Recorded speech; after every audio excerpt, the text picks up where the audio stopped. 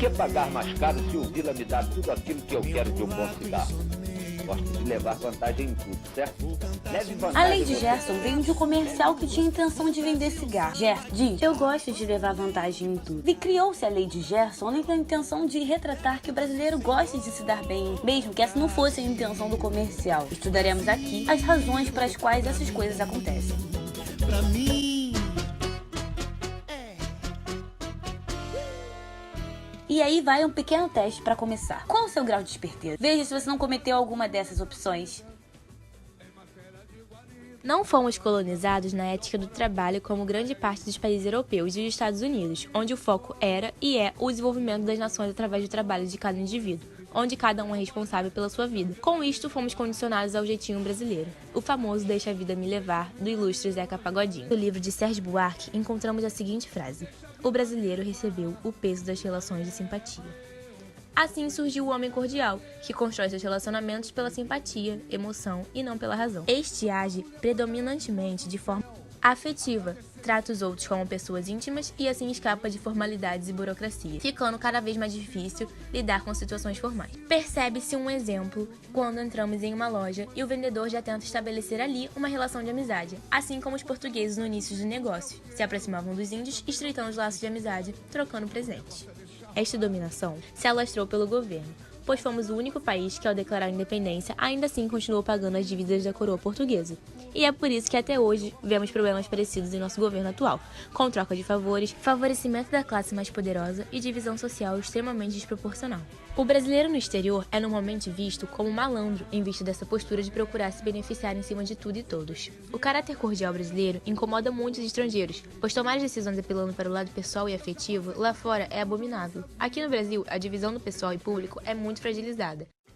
O estouro da Operação Lava Jato, em conjunto com essa grande crise político-econômica, acarretou uma reflexão na população brasileira. O brasileiro está sempre apontando o dedo num jogo de empurra. Ele diz que a corrupção é dos empresários e dos políticos, mas gostaria de fazer um teste que comprovará que isso não é verdade. De onde você acredita que vêm os políticos? A. Do inferno? B. Do planeta que é filho da Plutão? C. De casas como as nossas, escolas iguais às nossas, com costumes iguais aos nossos? É possível perceber que a corrupção vem de baixo para cima, que se tornou cultural. Será que você nunca pegou uma borracha ou uma caneta na sua época de escola simplesmente porque estava no chão, mesmo sabendo que não era seu? É aquele ditado, achado não é roubado, quem perdeu foi relaxado. Será que o problema não está exatamente na pessoa que pegou? Porque se o objeto continuasse no mesmo lugar e ninguém pegasse a pessoa que o perdeu acharia? A questão é que esse jeitinho brasileiro sempre vem bem a calhar. Porém, se evidenciarmos o mesmo em larga escala, todos se impressionam. Será que isso não é questão de oportunidade? O poder corrompe o homem. Essa grande fase deve ser deixada na mente. Quanto ao jeitinho brasileiro na economia, podemos citar em pequena escala o fato de ir a uma padaria, comer uma refeição que custaria R$15 e o atendente lhe cobrar apenas 3 e você não falar nada para consertar. Afinal, são só R$2. A grande questão não está nos R$2, e sim na atitude de enganar e sempre dar um jeito de sair impune. O jeitinho brasileiro piora quando há mais tempo de se pensar em uma justificativa. Mentiras e ideologias estão que a pessoa precisa tanto para realizar o jeitinho que passa a acreditar que está certo no que faz. Os exemplos de população menos corruptas são a China e Japão, já que a educação é rígida e o estudante desde cedo tem obrigações e metas, além de receber educação em casa que valoriza a honestidade e o respeito.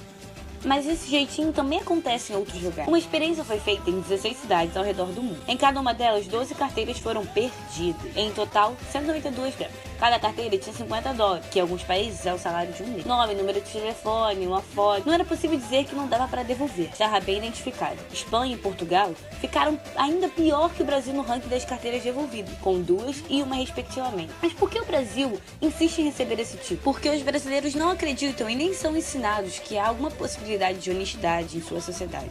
Por exemplo, a Finlândia obteve o primeiro lugar no experimento, algo que se pode relacionar com a educação, já que é uma das melhores do mundo pela OCDE. Malandro é malandro e Mas então, qual é a diferença entre o malandro e o inteligente? Segundo o dicionário, a pessoa inteligente é aquela que estuda e adquire conhecimento a partir disto.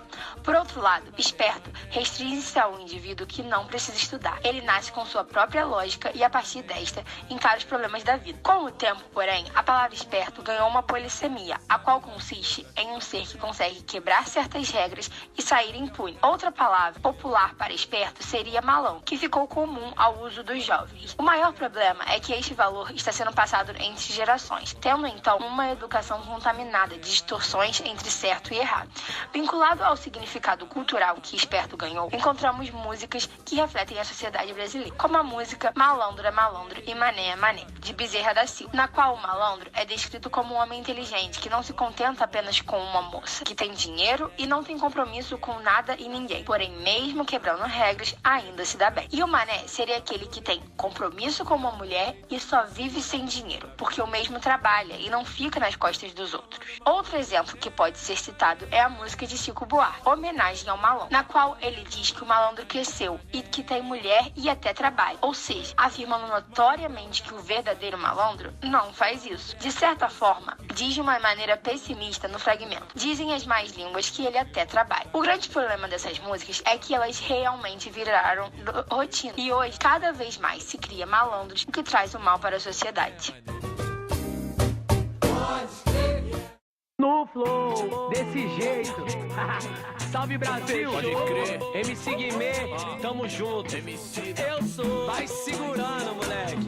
E aí, Neymar? A técnica são. De acordo com a rede TV americana BBC, o jeitinho brasileiro é uma forma eficiente de se lidar com a ineficiente burocracia brasileira. O problema é que os brasileiros não veem nenhum mal em infringir leis para o benefício próprio, o que nos leva a duas notícias. A primeira é o relato do jornalista Paul Moss, que relata a presença do jeitinho brasileiro até nos táxis e caixas, onde motoristas ou caixas estavam dispostos a arredondar a conta para cima ou para baixo, tirando o valor total, ou para não perder uma corrida ou uma venda. A outra notícia se passa no pré-Copa do Mundo, em 2014, onde houve superfaturamento de obras dos estádios. E ao perguntar aos brasileiros o que eles achavam disso, a maioria das respostas foram que já esperavam o ocorrido. Segundo o jornalista, o jeitinho brasileiro criou uma cultura de corrupção no Brasil. O caso mais gritante do jeitinho brasileiro em grande escala e como isso pode afetar profundamente a estrutura do país são os casos da Odebrecht, Petrobras e JBS, onde políticos que deveriam servir ao povo, fazer o bem ao coletivo, em busca de vantagem de passar por cima do outro, acabaram praticamente quebrando suas empresas e gerando escândalos nunca vistos antes, denunciados por Operação Lava Jato. A quebra de suas empresas, somada com histórias de corrupção cultural que o Brasil tem, é o que leva muitos investidores externos a terem receio ao fazer investimentos no Brasil, o que num país que é afetado pelos reflexos da crise desde 2008 não poderia se dar ao luxo de perder tais investimentos. Mas por que devemos mudar? Para acabar com a corrupção em grande escala, devemos começar por atos do dia a dia, não tentando levar qualquer tipo de vantagem ao infringir as regras ou as leis. Movimentos como a Jornada de Junho de 2013, que pediam a moralização pela política, mostram que o país ainda caminha na direção certa. E como então tentar superar a hereditariedade do jeitinho brasileiro?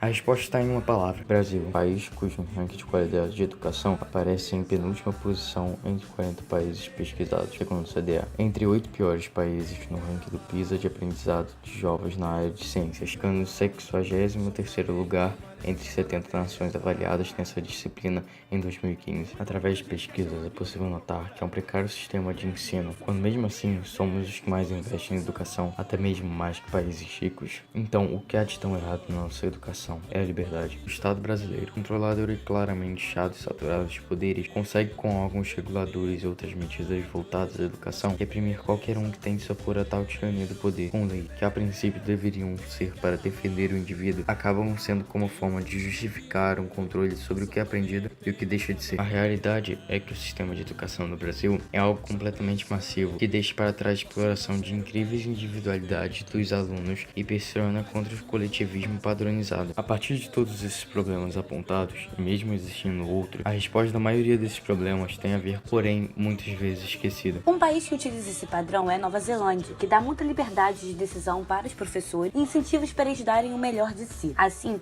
conseguem que os alunos tenham o melhor pensamento crítico. E esse seria um caminho para superar o jeitinho, já que as pessoas poderão ter mais consciência do senso coletivo e não do individual, para buscar assim a liberdade dessa cultura do jeitinho brasileiro. Sou Flamengo, tem uma nega chamada Tereza.